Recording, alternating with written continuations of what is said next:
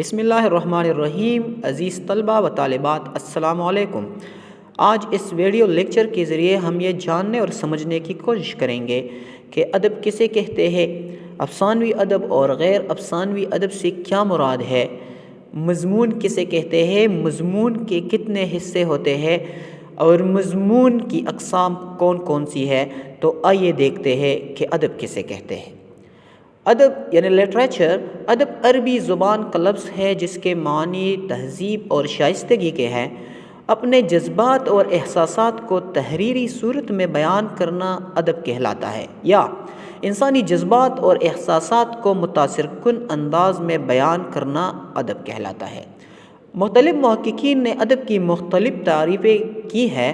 آئیے دیکھتے ہیں کہ محققین کیا نقطہ نظر رکھتے ہیں۔ میتھیو آرنلڈ کے مطابق وہ تمام علم جو کتب کے ذریعے ہم تک پہنچا ہے ادب کہلاتا ہے۔ کارڈینل نیومین کے مطابق انسانی افکار، خیالات اور احساسات کا اظہار زبان اور الفاظ کے ذریعے کرنا ادب کہلاتا ہے، جبکہ ڈاکٹر عبادت بریلوی کے مطابق انسان کے جذبات و احساسات میں جو موجیں برابر اٹھتی رہتی ہیں ان کو خوبصورت الفاظ کا جامہ پہنا دینا ادب کہلاتا ہے۔ مندرجہ بالا تعریفوں کو مد نظر رکھتے ہوئے مجموعی طور پر ہم یہ کہہ سکتے ہیں کہ اپنے ما فی الضمیر کو قرینے اور سلیقے سے بیان کرنا، کلام خواہ نثر ہو یا نظم، اس کے الفاظ جچے تلے ہوں، مفہوم واضح، اچوتا اور دل نشین ہو۔ نثر اور شاعری یعنی پروز اور پوئٹری۔ اب آتے ہیں نثر کی طرف۔ نثر کے لغوی معنی بکھری ہوئی شے کے ہیں۔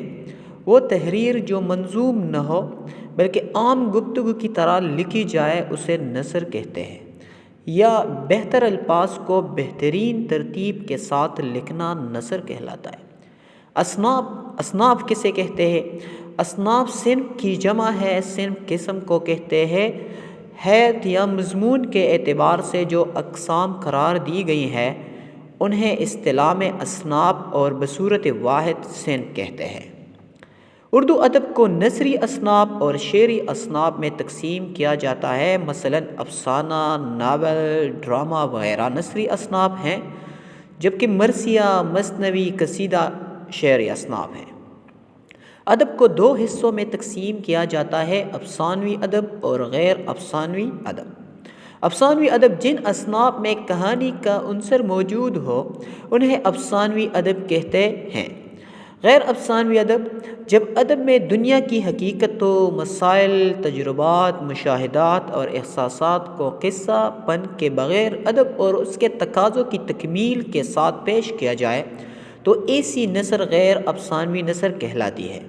غیر افسانوی ادب میں قصہ بیان کرنے کی بجائے ادیب زندگی میں درپیش حقیقی واقعات کو اپنے احساسات، اختیار کردہ مخصوص صنف کی حیث کے دائرۂ کار میں پیش کرتا ہے۔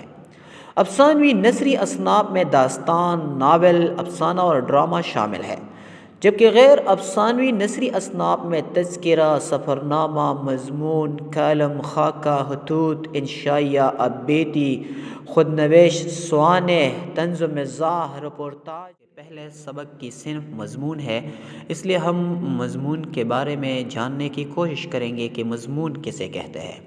تو مضمون جسے انگلش میں اسے کہتے ہیں، سادہ انداز میں خارجی مضامین کو جذب و قلب کے ساتھ لکھنے کو مضمون کہتے ہیں، یا وہ معلوماتی تحریر جس کا تعلق زندگی کے حقائق اور مسائل سے ہو اور جس کو ادبی انداز میں لکھا جائے مضمون کہلاتی ہے، یا کسی عنوان پر معلومات یکجا کر کے اس کے ذیلی موضوعات پر روشنی ڈالتے ہوئے دلچسپ اور جامع مواد کو ترتیب، تسلسل اور روانی کے ساتھ پیش کرنا، یا کسی موضوع پر ترتیب کے ساتھ اظہار خیال کرنا مضمون کہلاتا ہے۔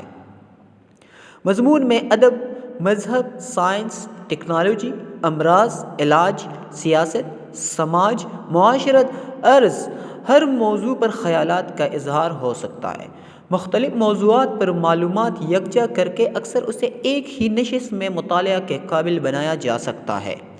اردو میں مضمون نگاری کی روایت 1824 میں جب دلی کالج قائم کیا گیا تو اس سے وابستہ ماسٹر رام چندر نے سب سے پہلے مضمون نگاری کی روایت کو فروغ دیا۔ اس کے بعد سر سید اور ان کے رفقا نے مضمون نگاری کو فروغ دیا۔ عام طور پر مضمون کے 3 حصے ہوتے ہیں۔ نمبر 1 تمہید، نمبر 2 نفس مضمون، نمبر 3 خاتمہ۔ تمہید مضمون کے ابتدائی حصے کو تمہید کہتے ہیں۔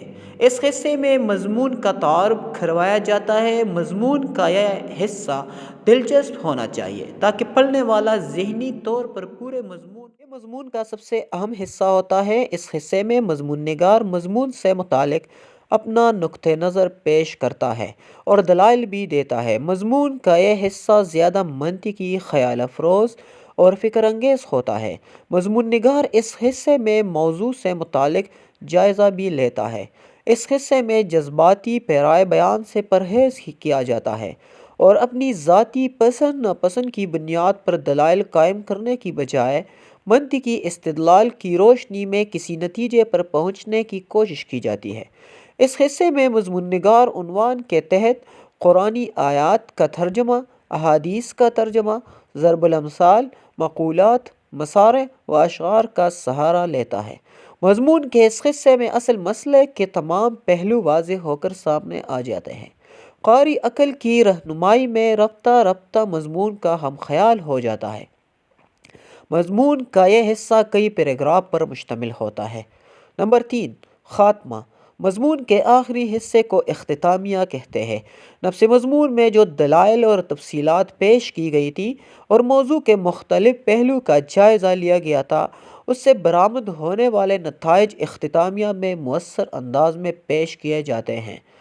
موضوع کے لحاظ سے مضمون کی اقسام: ادبی مضامین، علمی مضامین، تاریخی مضامین، سیاسی مضامین، سائنسی مضامین، معاشی مضامین، معاشرتی مضامین، تنقیدی مضامین اور تحقیقی مضامین۔ اردو ادب میں سب سے پہلے مضمون نگار سر سید احمد خان ہے۔ رسالہ تہذیب الاخلاق میں چھپنے والے مضامین اس کا نمونہ ہے۔